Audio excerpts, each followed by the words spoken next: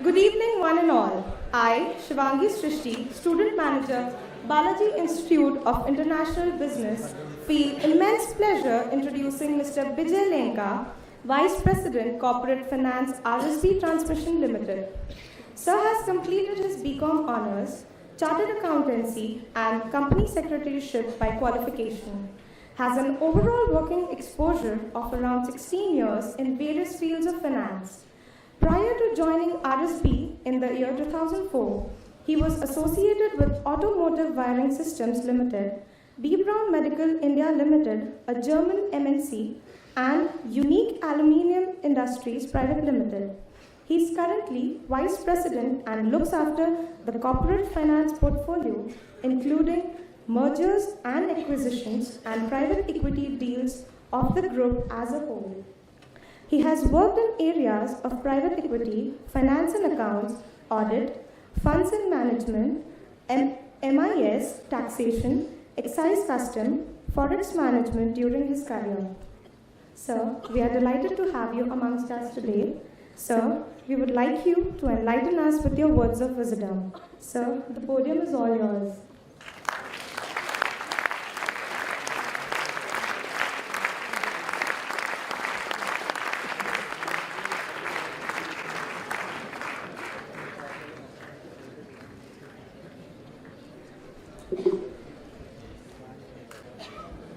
Hey guys.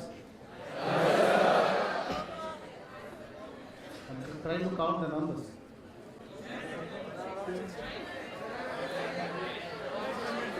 How many?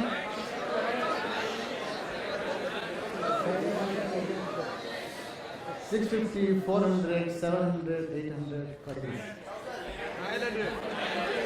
1,000. Okay, all right. So let's start. I request you guys to keep me awake because today morning I landed from outside. I was in US and Brazil for 2 months. I landed today early morning 3 o'clock. Couldn't sleep. 5 o'clock went to play golf. I was walking for 4 hours in the golf course. Almost, if you allow me to sit down, I'll sleep in 5 minutes. So it's a jet lag time. So I request you to keep me active. Maybe in between, if you want to ask anything, you can ask. Feel free to ask me. I'm trying to start in the sense, I don't know where to start because yesterday only I was, I sent an email to Sulagna saying that I'm on the way back from US and it's still place available, you can try to fit me into, I know it's short notice. About myself, they have given a nice introduction, but I'm not up to that. I was born and brought up in a small village in Odisha. I did my schooling and college there. Then I went to Chennai for my CA and CS. Went to Mumbai, worked a couple of years. Then came to Pune. I worked for 8-9 years. Then moved to US. I moved to US. I'm an employee of a US company, but I don't live there because my family is not keen to move to US. So I go there. I travel for 1-2 months, go around the countries, starting from Singapore to Europe and the US, Mexico, Brazil, make a round trip and come back to Pune, live for 2 months, then again go back.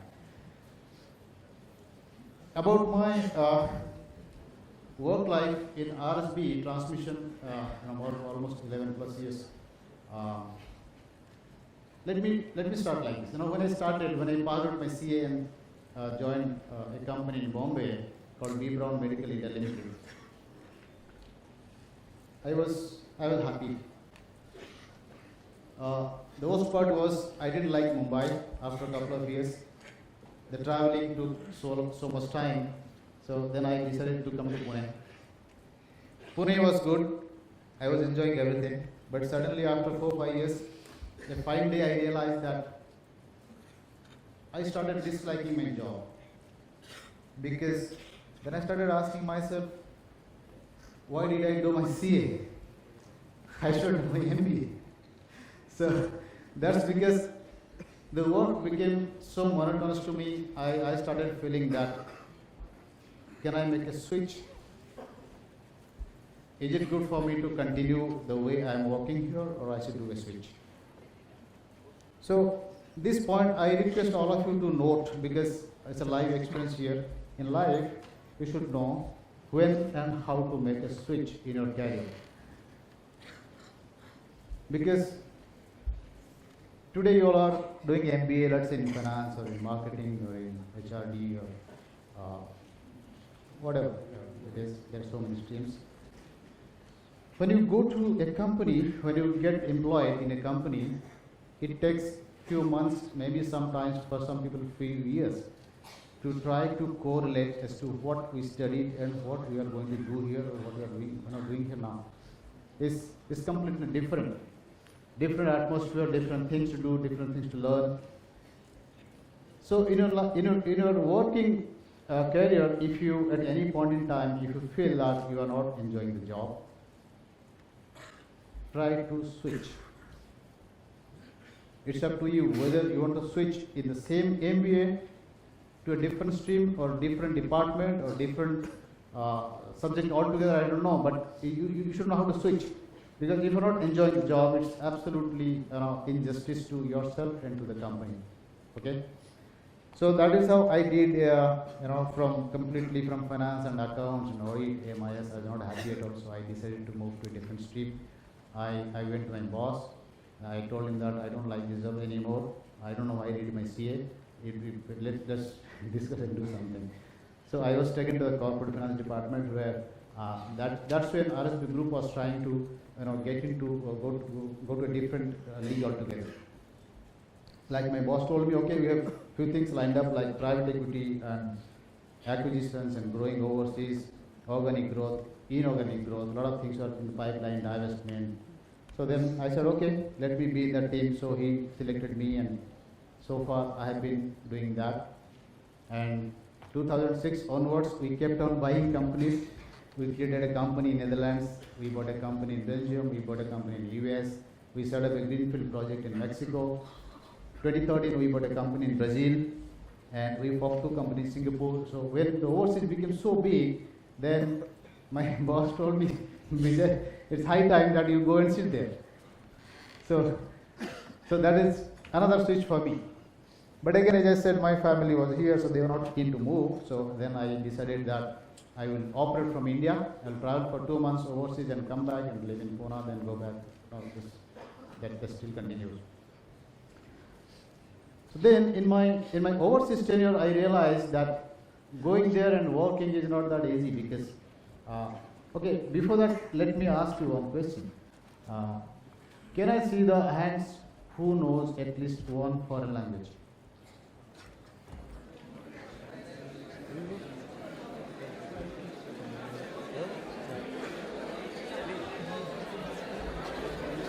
Okay.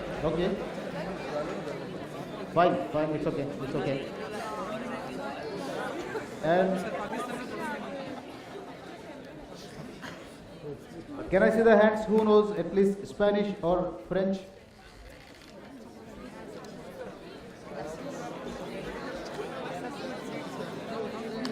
Okay, it's okay. Okay, the reason behind asking this question is, if any of you would like to go and work overseas at any point in time, please learn a foreign language, preferably Spanish or French. I have suffered a lot. When I went to Belgium to do the deal, there are 2 people sitting. I was representing RSB, and the guy who was selling the company, we were sitting together.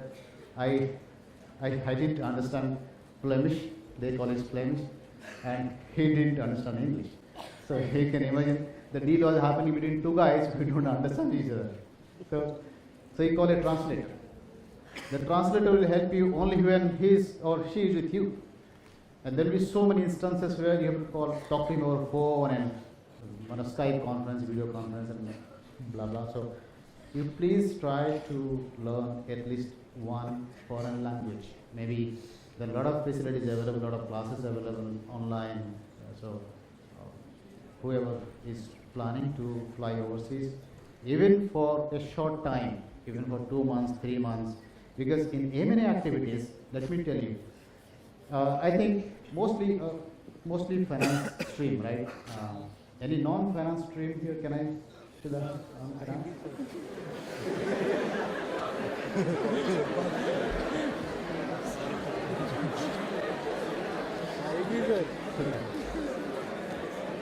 I was told majority will be finance.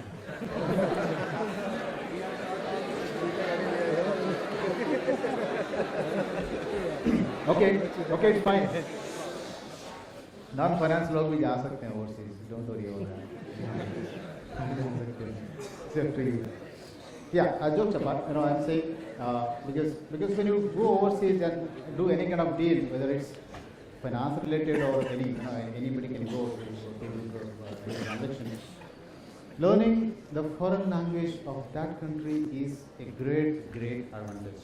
When you go and sit there with someone who speaks online language, like just to share, I was sitting with our chairman here, Mr. Balasubramaniam, right? Dr. Balaji. I was sitting with him and he just said a little bit of Tamil with someone else. So I said, sir, I could understand your Tamil. He said, how come? I said, yeah, I studied in Chennai for 5 years, so I know Tamil. He said, okay, you're traveling overseas, so now we should also learn other language. I said, yeah, the same thing I'm going to tell the students here. Learning foreign language is a great advantage for you guys.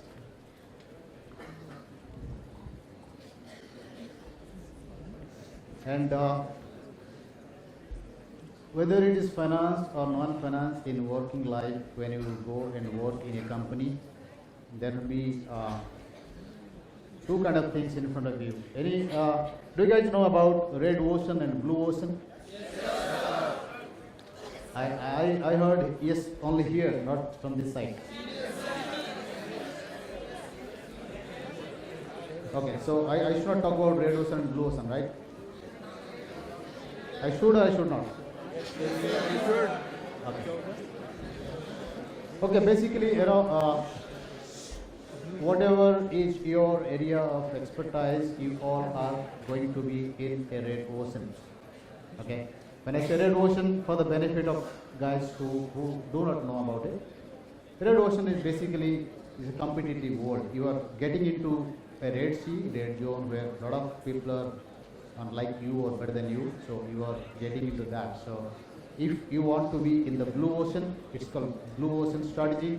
So have something unique, something new, what you can create, or you be the first person. So that's why people say that be the first person to hit, and hit very hard. What does that mean by? I'm not referring to the fighting on the streets. So when you go and sit down with somebody, when you want to go down negotiate with somebody, be prepared with it. Like I can show you, I don't mind showing. I have got a slip with me. I have written down what are the points I'm going to talk here, because many people feel that when you go and talk in a crowd, huge crowd, in talented crowd like this, it doesn't look nice. You see your cheat, and I don't mind because I'm not a politician. Politicians, they speak because they don't refer and speak because they don't know what they speak. Nobody is going to make them accountable. They are not responsible. And talking something without responsibility is what? It's called power. They have the power. Okay. So that is why. So when you go somewhere to talk or negotiate, when you are working in a company, in a personal life, that is fine. Am I audible? Is it working? Yes, sir. Okay. So go prepared. Do your homework. Make a checklist and sit in front of the guy. If you are prepared, you will be the first person to hit him. If you are not prepared, you will be the first person to hit him. So, the reason. So that reminds me of an interesting story. There are two guys, they are staying, they are neighbors actually. One guy had a hen. That hen laid egg in the other's garden. The other guy said, this egg belongs to me. But this guy says, who owns the hen? He said, no, this egg must be because my hen is very big. So they had a fight there. Okay? So the first guy who owns the hen, he was a little British, so he said, okay, let's do a deal. So they are doing a deal like this. The guy who owns the hen, he said, okay, I throw a blow to you, and you throw a blow to me. Let's see who can sustain for a longer time. Who sustains longer would take that egg. Okay, so that's the game. So that's the bargain going on there. So this guy who owns the hen, he said, okay, I'll lead the I need first. Unfortunately, the other guy agreed. So this guy gave a nice blow. The other guy fainted for 10 minutes. And he woke up after 10 minutes. He said, okay, it's now my turn. I will hit you. Then what the first guy said? He said, take the egg, get lost. And the deal is done. So guys, all I'm trying to say is that be completely prepared, make your homework, go to a place, go to a company, go to your customer, go to your client, go to your deal, be prepared. It's a very, very tough world, especially outside. When you go there, talking about the M&A. M&A is interesting to everybody here? Merger and acquisitions. Okay. Why it is interesting? Why do you want to buy a company? Expansion of the business. Okay, you create a factory. Why you want to buy a company? You create your own factory. You know what you are making. Why you want to buy a factory?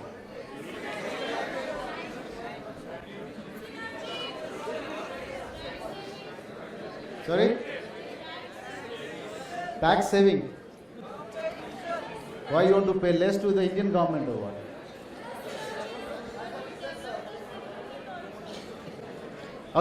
Okay. See, when you want to buy a company, it would be useful to you later, of course, but I will just say now because buying a company is a very, very serious thing. It's easy to say, but very, very tough to do it. And there are, if you see the research, I was attending a seminar in IIM Ahmedabad.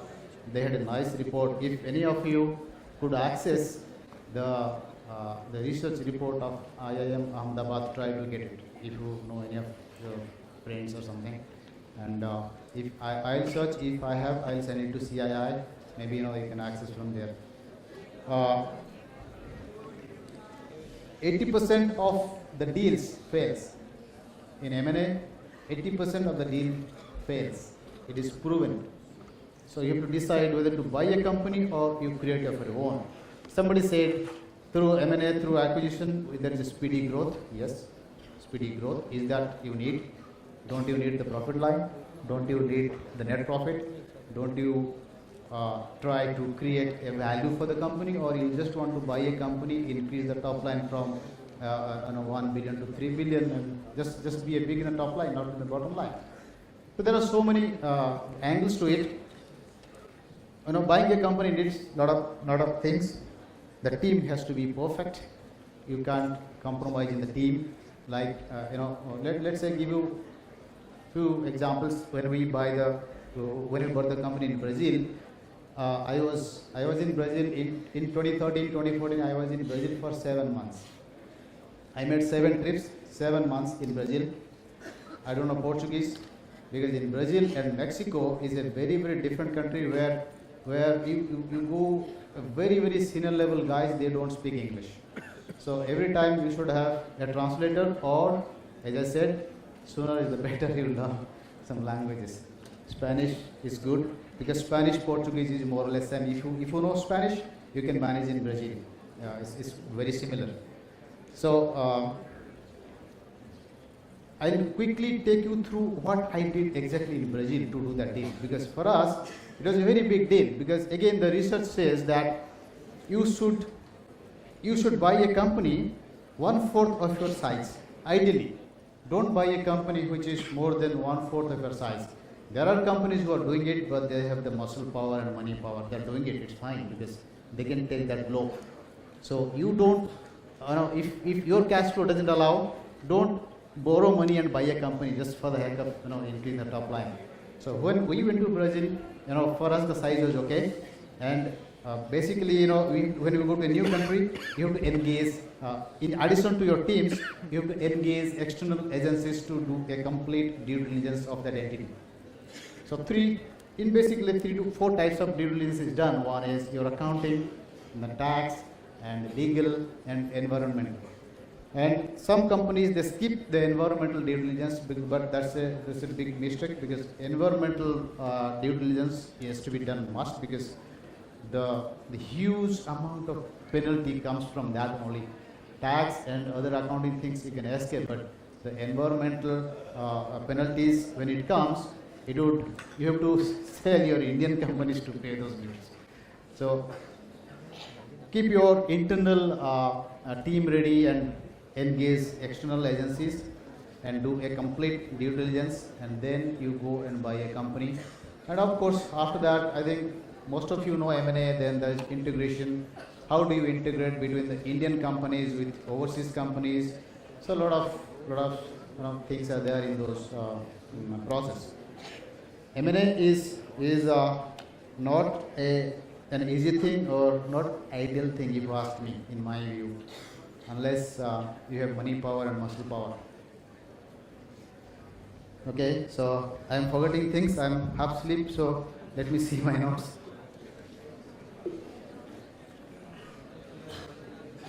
All right, so I'm coming to another interesting topic called work-life balance. I think you all young guys, okay, you are ready to hit the corporate world. Let's say you all are getting a nice job, very nice job, whatever you wanted, everything is there. Tell me one thing, how many of you would like to work 10 to 5 or no time limit? 10 to 5, let's say 10 to 5. How many?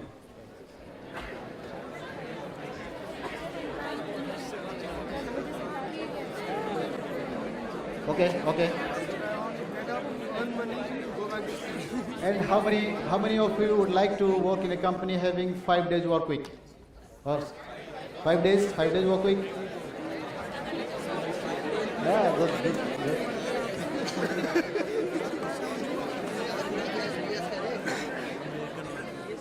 5 days भी चाहिए और 10 to 5 भी चाहिए. There are so many people, they need 5 days, they also need 10 to 5. वो नहीं होता है. Good to see that. Good to see so many hands coming up, 10 to 5 and 5 days working. Because I would give an example, again, all live example. I have not prepared anything, okay? When I was doing my CA, there was an IT guy in our firm. In CA we do practice along the studies. There's an IT guy, he was amazingly fast in programming. If you give him 1 day's work, he will do in 1 hour. I'm just making it bigger, exaggerating, but he was very fast. Most of the times we see him playing computer games. He will keep the terminal towards his end at the corner and he'll play computer games. We asked him, well, every time we see you are playing computer games, he said, yeah. I said, no, you can do things, there are so many other things to do. No, my boss has given work, he knows this is 1 day job. If I can finish in 2 hours, I'll enjoy my time. This is my work-life balance. And if he gives me a job and he expects me to finish in 2 hours, if I finish, then he'll give me, by the time I finish, then there'll be one more activity lined up for me. So, I'm just giving this example. It's not a good example, but, deep down, when you think about it, work-life balance is a must. So for that, can I see the hands? How many of you know at least 2 sports? Great, I'm happy. How many of you know at least two musical instruments to play?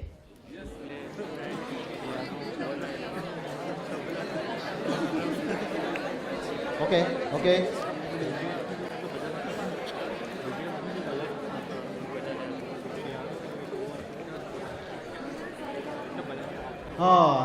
Musical instruments. When I talk about work-life balance, there's no end to the work life. You can go on working 24 hours, nobody will stop you. But you have to be prepared, you learn how to have your work-life balance. So like I said, at least 2 sports and 2 musical instruments, I think it's ideally someone has to have it, because that is what would give you some kind of happiness. Of course, your family members and everybody, they're a great source of enthusiasm, and you should devote more time for them. But try to spend time for yourself. That's where the sports and musical instruments play a big role. When you are alone, let's say traveling, let's say in my case, I travel a lot. My family here in Pune, I travel a lot. So wherever I go, I make sure that I play golf, because whatever maybe I have my networking, my friend circle ready. So I go and grab their golf set, and I have friends over like in Brazil to Singapore, everywhere. Wherever I go, I play golf. And I have my music instruments. I cannot carry, but I play my guitar and synthesizer. I have at home. Whenever I'm in Pune, I play, sometimes with family, if they want to listen, or I play myself. Okay, so that's, I think, a great source of work-life balance.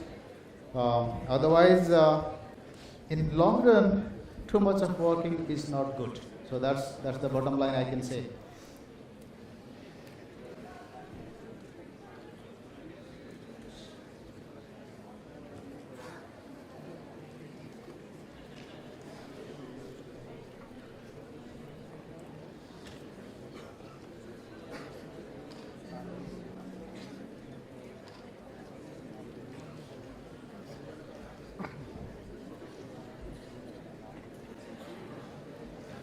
Yeah, one more thing I wanted to tell you guys, selecting friends.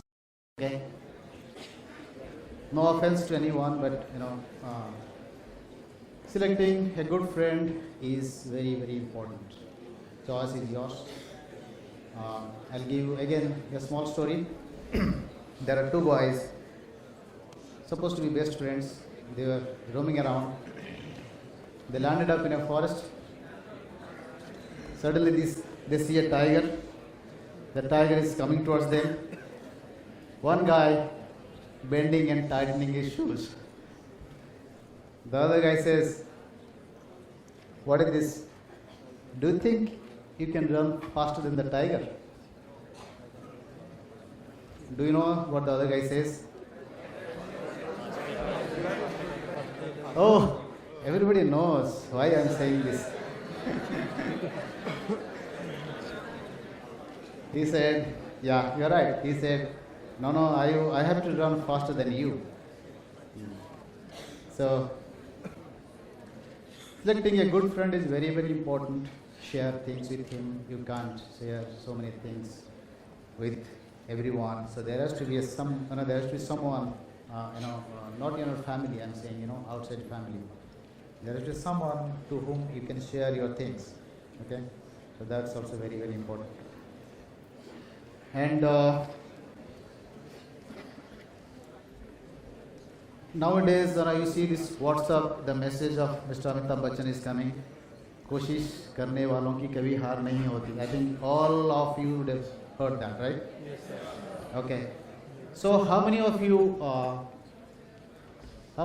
agree with that statement?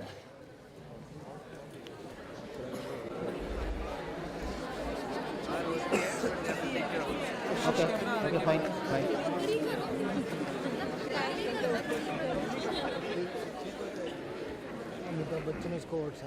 But surprisingly, there are so many. I think I would say only 60% agreeing and 40% not agreeing to it. So it's like, I would say 50-50. So okay, the reason behind telling this is that keep trying, but you should know when to stop.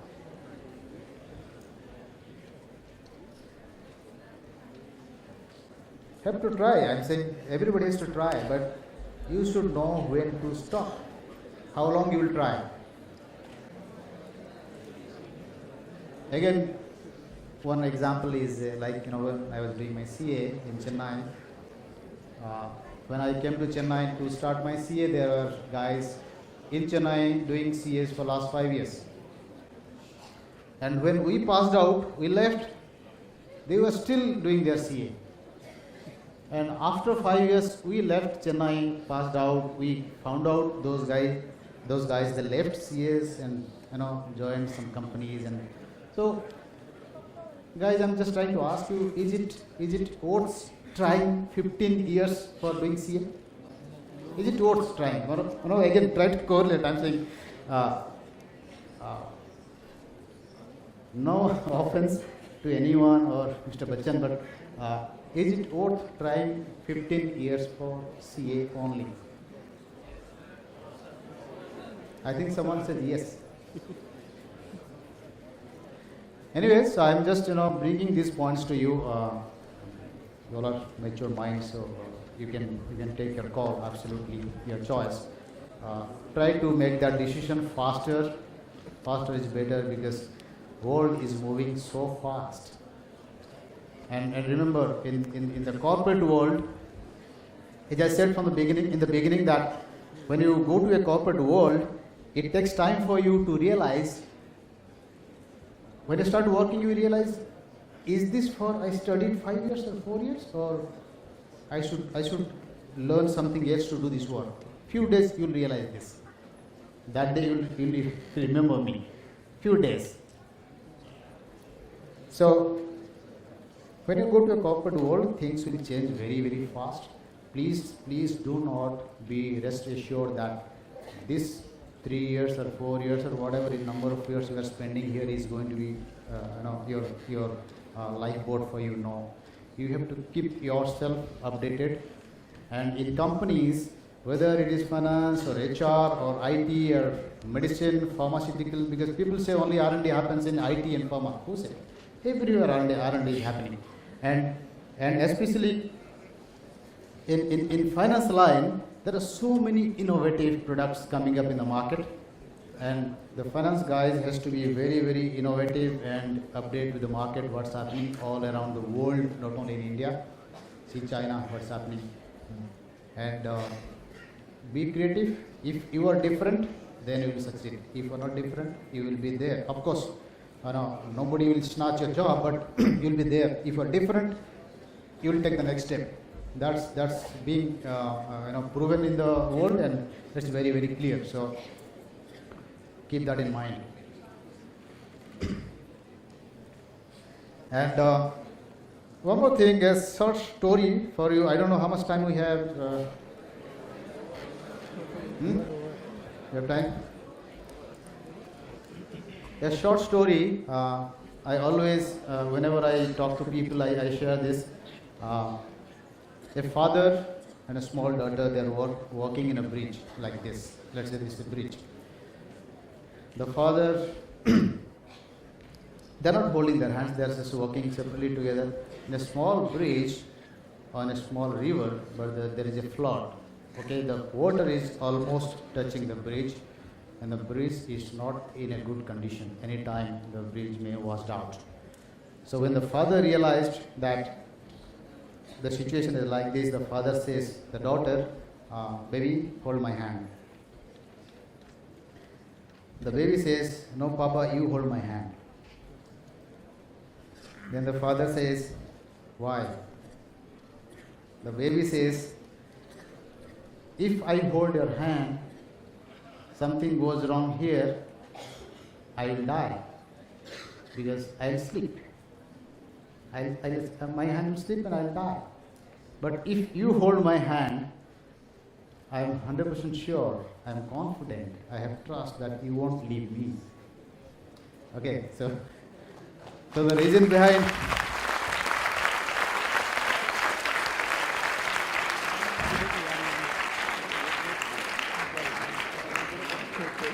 this is a very, very emotional story, small story, and sometimes it brings tears to my eyes when I speak, but today I am somehow managing. Okay. So the reason behind telling this story is that if you really like someone, you go and hold their hand. You go and hold their hand. Don't expect others to come to you and love you or like you. Okay? So, that's why there is a saying called expectation leads to what? Yeah, both pretty close, pretty close. Expectation leads to frustration. Yeah, sir, disappointment. You're right. If you expect something from others and if you don't get that, you'll have frustration. And remember, guys, friends, every day, if you have that expectation, every day you will have hundreds of frustration. Hundreds of hundreds. Because how many people understands you? What do you want? Do you understand everybody's need? No, the same way it is. So don't keep high expectation from others. You're not even from the family members. I'm saying very rude. I may sound rude, but we all are human beings. Friends, family members, all are human beings. What is it, the sanskar or whatever it is called. Every human being is different, so don't expect things like, a friend of mine used to, I can give you one example, it's a live example. A friend of mine and we went to another friend's house, common friend's house. When we came back on the return we were driving, he started complaining about that friend. We had been to that house, he did this, he didn't give me that. I said, why did you expect? Why did you expect? Don't you thankful to him that he invited you to his house? What do you expect? So the reason behind saying this is, don't have expectation in your life too much, apart from the bare minimum necessity in your life, otherwise you'll have frustration every day. Okay, one more question. I think all of you knows driving, right? Yes, sir.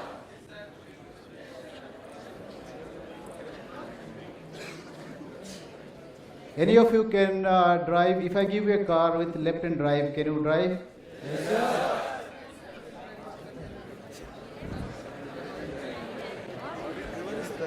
Okay, if I give you a left-hand car with manual gear, can you drive?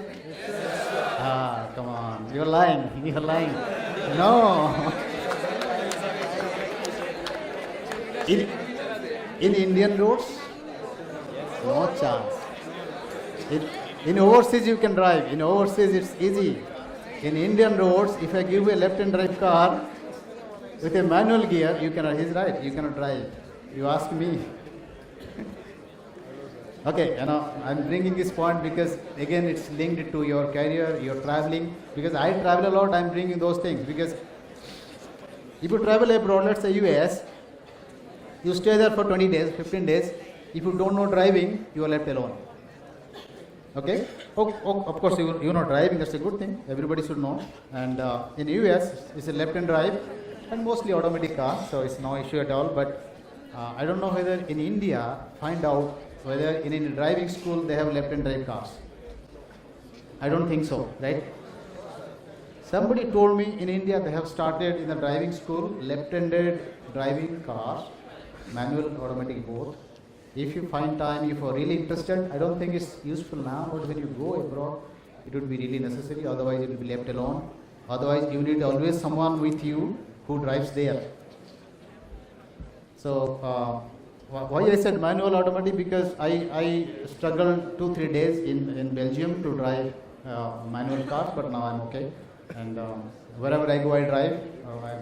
Of course, RSB is there everywhere, so we have a car there. So when I go, I drive everywhere. So I'm comfortable with left-handed, right-handed, manual, automatic. But earlier, in the initial of my career, when I used to come back to India, I take my car here, and suddenly my hand will go, left hand will go here, because my right hand will go here. To change the gear, I'll sit on the right hand side of the car. My right hand will go to the door to change the gear. So once you get used to it, then it will be perfect. So that is another tips. Just keep in mind, not very important. When you go abroad, you will face this problem. I said language and driving, left-handed, right-handed, and all those things you have to keep in mind. It's very important. And what else?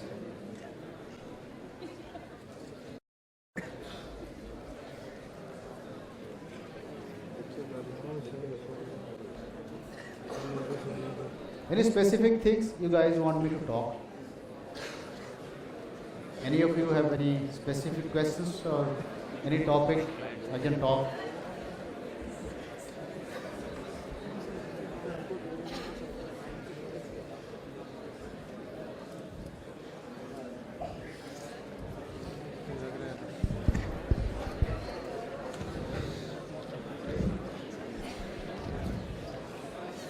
Good evening, sir. Sir, I am Priyadashni Singh from Finance.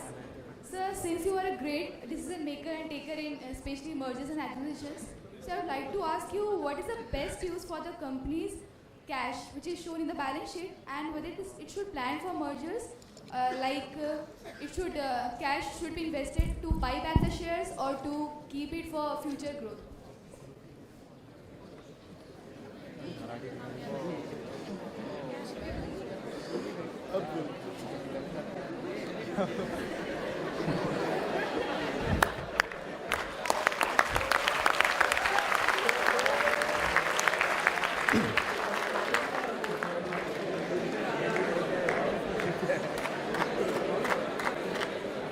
Okay. Good question. Good. Sit down. Good, sit down. Good question. See, I can ask you one reverse question to you. Why did you generate cash? What for? So, because cash is the hidden thing, which is the most important thing for a Cash business. is hidden thing. Why do you say hidden sir, thing? directly as well as indirect. Like in future, if we need it, so that may be a hidden thing. No, cash. See, when you say cash, let's say in my balance sheet. Silent, please. Let's say you have a balance sheet. You have, let's say, $10 million in the balance sheet, right? So your question is whether I should buy a company or I should Yes, sir. invest Like, or. what can be the best use of the cash which is shown in the balance sheet of a company? Like it should not be unutilized. Right? Okay. Fine. See, there are. If I have to take a decision, then I have to do like this. If you have cash in the balance sheet, cash is there in the asset side of the balance sheet, then you have a liability side in the balance sheet. If you have a loan liability in the balance sheet, which is at a very, very high interest rate, and that's killing your bottom line, and you are not able to achieve the bottom line of your company, which is comparable to the other similar companies in the country or in the world, then it might be a good idea to reduce first part of your debt, part of your loan in the balance sheet. So you reduce your interest cost. Again, in that, when you reduce your loan liability in the balance sheet, it's not a straightforward thing. Again, you have to see your debt equity ratio. If in spite of that loan, if your debt equity ratio is well within the market range or whatever the bank stipulates, let's say the bank stipulates 1:1.167 or 1:2, so then okay, then you need not repay that loan, rather you go invest. Then invest either organic growth or inorganic growth. It's a strategic call, whether the management will decide whether you want to really grow fast by buying a company, or you can take 6 to 8 months time by creating a greenfield project or a brownfield expansion in your existing activities. So it's a very subjective thing, but yes, given a choice, I would reduce my loan, then look at buying a company. Keeping all these pros and cons aside, bring the loan level to a smaller level, be comfortable, then invest into buying a company or greenfield expansion. Yes, sir. Are you satisfied with the answer or still have? Yes, sir. Hey guys, one thing, I have a big complaint. See, if you guys have to give him a big hand, give it loud, loud. Hello. Okay. Yeah, please. Sir, I have two questions. Yeah. The first question is, the merger of two big brands, does it affect the brand value of both companies? If two companies are getting merged, does it affect the brand value of the two companies? Answer is no. And the second question is that if a big company is acquiring other company, does it affect the behavior of stakeholders, shareholders of the second company? They will change their behavior towards the company? No. Because, see, when these things happen, it's happened only because both of them have agreed, right? So then when they have agreed, there might be something behind it. Both of them have seen there is a value creation happening to both of them. So that's how the decision came. So once it happened, no question of someone feeling bad about it. So it's like value creation. When two companies are merging or demerge or whatever happens, it all happens because of value creation. That's the prime assumption behind it. If that doesn't happen because of whatever reasons, it's okay. But the answer to your question is fine. They have agreed to do it. Good evening, sir. Good evening. In 2011 to 13, the current ratio of RSB transmission was not 2:1, and as we know, RSB is a global company and the largest manufacturer of automobile parts, and the current ratio was not 2:1, but still RSB is making good profit. So, sir, my question is it necessary to maintain the 2:1 ratio? First of all, where from you got that information? Sir, actually, I have done my internship in RSB transmission. Which in Sir, Pune? in Jamshedpur. Oh, in Jamshedpur. Okay. Whom did you interact there? Did you interact with GP Banerjee or something? Yes, sir. GP Banerjee. Okay, sit down, please. Thank you. See, the current ratio, you know how to calculate the current, okay? Current assets minus current liabilities. The number which you see is, I'll tell you the background, then I'll give a technical answer to it. The first thing is, the numbers come from the balance sheet date, okay? Let's say 31st March, okay? And as on that date, we don't know, it's all accidental, sometimes it happens that on 31st March, you have a huge liability, okay? But the cash is coming and somehow the invoicing has not happened. So there is a mismatch there. But assuming that the balance sheet is correct, even though your current ratio is haywire, 3:1 or 1:3, there are companies who manage their fund by additional borrowing because there are no other way. If your current ratio is negative or the current ratio is slightly disordered, you can, they take additional exposure in the, or sometimes they take advance from customers. Okay, so sometimes what happens? Someone was telling me about a company. Now I don't remember. But yes, the answer to your question is you take short-term borrowings and manage your show till the time the ratio is settled down. That's manageable because if you have a good relationship with the banker, you take a short-term loan and manage it. Till the time your working capital cycle comes to a right, form.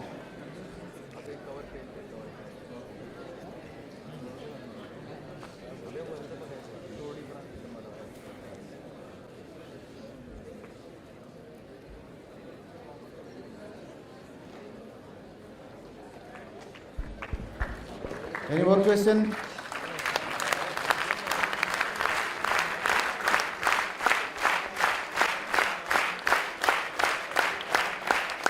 I'm still not over. I have so many things to talk.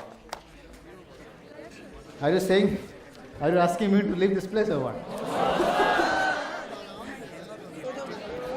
I'm kidding. Now that's why I said you guys have to keep me awake because it's a jet lag time. So if I'm constant, I feel sleepy. So you have to keep me awake. Okay, has this discussion been effective or meaning did I cover things which you expected or it was just I came here and to talk?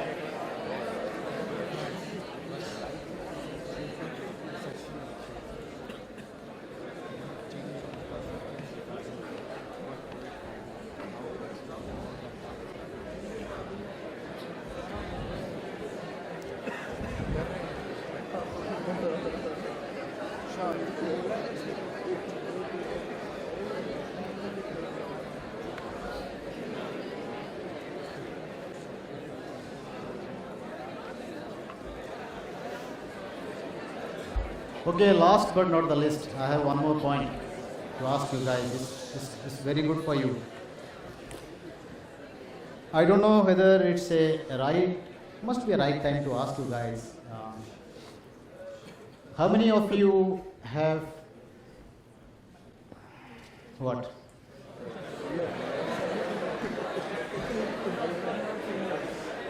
Okay, how many of you have got term liability insurance plan?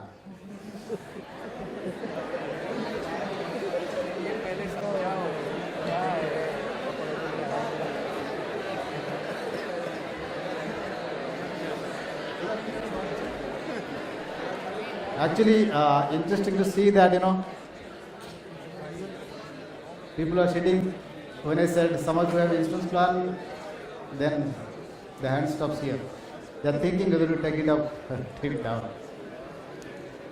Okay, the reason behind asking this is that any of you do not know about term liability insurance plan? Who don't know about it? Term liability insurance plan? Okay. Okay, fine. See, it is a life insurance. It's a kind of life insurance. If you take the policy at a very young age, the premium is very, very less. You get your life cover. Nowadays, the insurance plan has become very, very cheap, very, very attractive. I think at your age, if you buy an insurance plan for a crore of rupees, you have to pay maybe annual premium of 10,000 or less, maybe 6,000-7,000 rupees. You get a life coverage of let's say a crore of rupees. So if you buy the same policy, let's say after 10 years, the premium per annum may jump from 8,000-10,000 to maybe 15,000-20,000. So think about it. I'm just putting this in your brain. Try to take at an early age term liability insurance. Good for you, good for your family members. And how many of you have got into SIPs?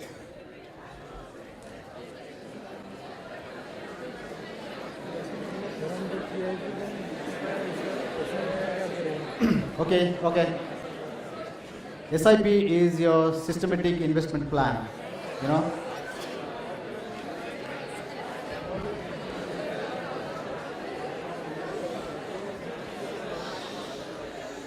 See, the reason I'm asking this is that SIP, okay, can I see your hands who are into the stock market?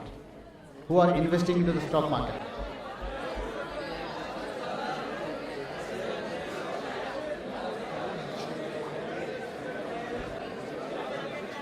Okay, can I talk to you? Can I have a mic? Can you give a mic?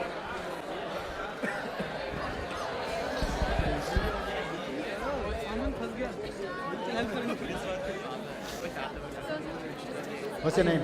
Anand. Okay, good Anand.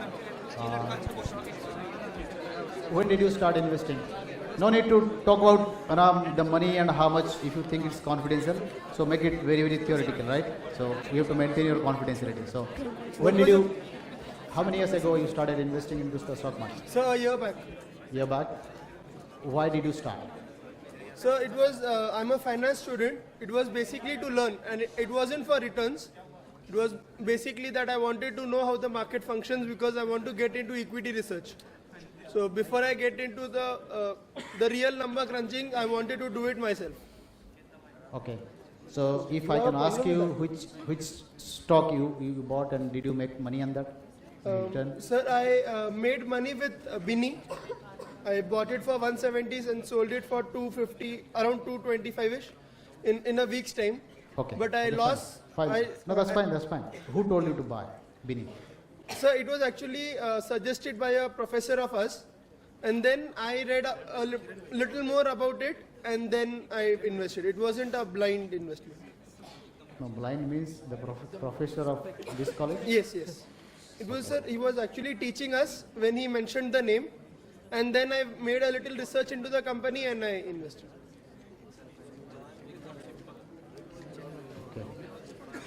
Okay, thank you. See, See, why I'm asking this SIP and stock market, I think anybody who don't know about the stock market, please do not get into the stock market. Do not get into the stock market unless you know it. It's very, very dangerous. That's why I said SIPs, systematic investment plan. Maybe, I can very quickly tell you, there are some people would like to know me, what is SIP. SIP is actually systematic investment plan, brought up by all big finance companies, starting from HDFC, Franklin, your ICICI, all big banks, all NBFCs and big banks. They have a team of experts to decide which company stock to buy and when to sell, and they create a pool of funds and they invite money from the public and they invest that money and get a return. So out of that return you get a dividend, and also the return comes to you. So that technically or historically, if you see, those SIPs have given good returns. So it's good for people who have every month small, SIP can be even $1,000 every month, so 1,000 rupees. So you can start investing. Do not get into stock market. Do not buy shares even if your father says. Okay? So I'm very blunt. If your family member says, buy this stock, it's doing good, don't buy unless you know it. Okay? So keep that in mind. If you want to try out, like he said, I appreciate him, to learn is fine. Putting a small amount, the cost of learning has to be there, so it's okay. Put some 5,000, 10,000 rupees, and once you buy, you start looking at those scripts every time, and you start reading the research report. And reading research report is very, very useful. Nowadays, if you see all like IDBI, Centrum, and all these companies, they have investment house, they have group of analysts. They release the investment analysis reports. So every week, when there are 3-4 scripts, comes to you through an email. If you provide your email ID, they will send you the research reports about these big companies, and very, very interesting story. I think for each and every finance guy, I would strongly recommend to read that kind of research report released by all these research house. That would give you excellent analysis of your valuation of the company. I think the valuation part we have not discussed in M&A, so maybe I don't know now or later, but that's a very interesting topic in acquisition deal.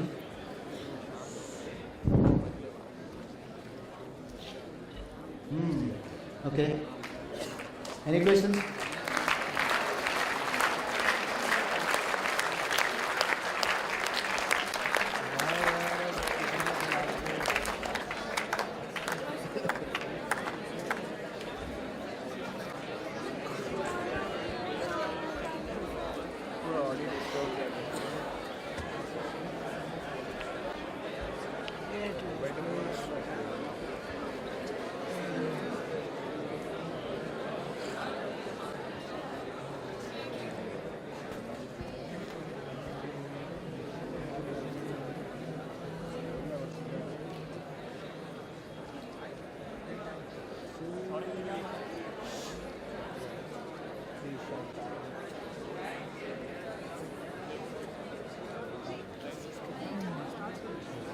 You guys tired or tired?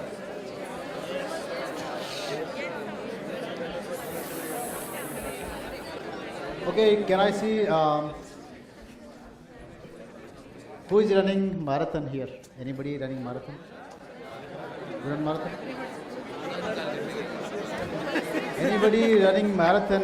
At least Pune marathon. You are in Pune. Come on, guys. Who? You. Oh, you. 2. Only 2 and me 3. Only 3. It's not bad.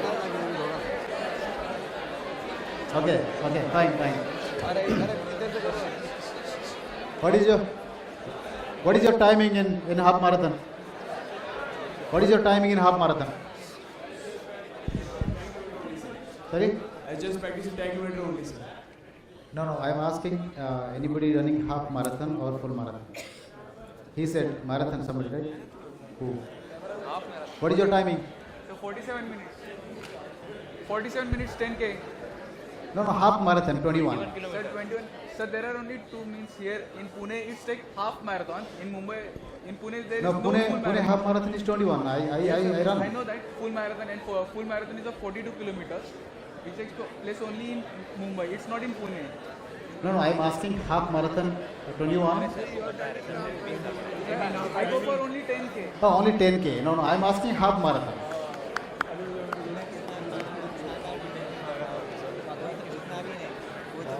Anyways, I'm asking because it is, I participate in half marathon, 21 kilometers, and my timing is 2 hours and 6 minutes.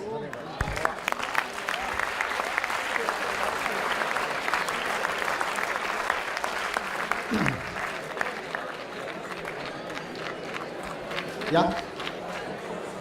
You want to talk? Mike, please.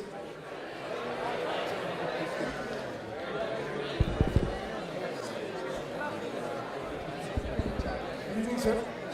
My question to you is that the fact that you've been training yourself and you are on a hectic schedule. So how do you manage your training as well as your work? So how do you balance it? What all do you inculcate and change? See, as I said, I had 35 hours flight. From, if I count for last 1 week, I flew from south of Brazil to Miami, Miami to Texas, Texas to Detroit, Detroit to New York, New York to Pune. Okay, so if I count in last maybe 4-5 days, almost I flew 35 hours and all total 50 hours of travel.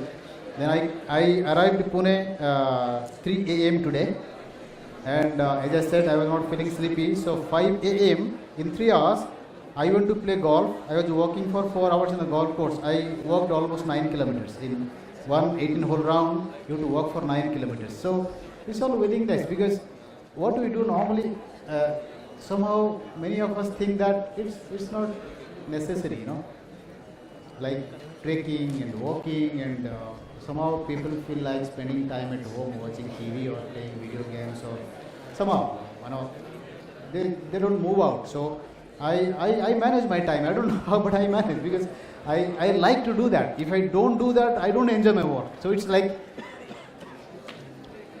give and take. If I don't exercise, if I don't play golf, don't go for marathon, don't run. Even though I go to Brazil, I find a good place to run there. So possible. So it's easy. It's not that tough. Sometimes what happens with the amount of workload that you have, there are times when you have to dedicate yourself there. Do you want to No, go for that? I keep my time separate. I don't see. I'm not a workaholic guy. I work. I travel. I work. But I somehow manage time. Morning time I enjoy. Morning time I don't work morning from, let's say, I get up by 5:30, 6 o'clock. I don't work at all till 8, 9. You have 3 hours time. Do whatever you want. Possible. Tomorrow morning I am going for Sri Lanka trek. Anybody wants to come join me? Thank you. Thank you.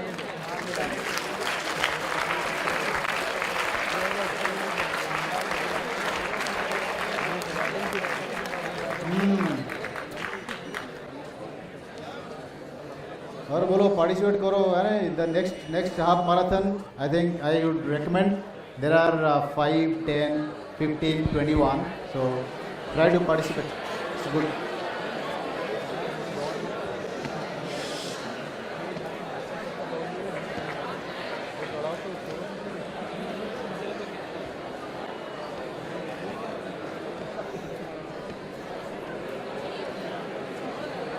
all right, so if there are no further questions, should we call it a day or?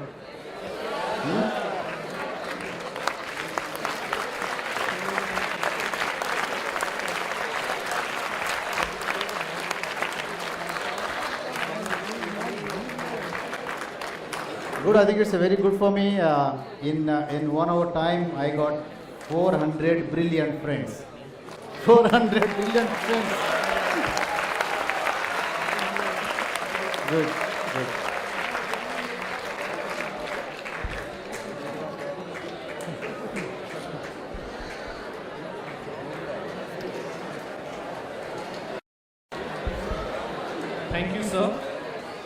You started by telling us how your job got monotonous after a couple of years and how one should know when to make a switch in their career.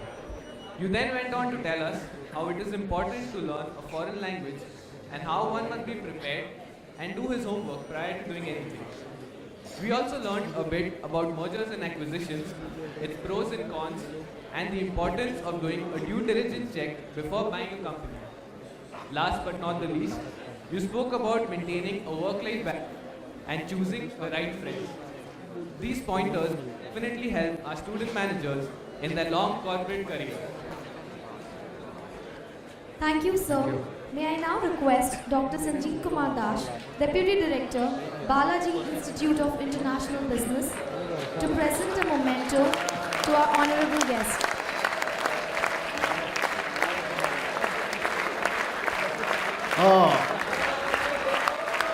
For me?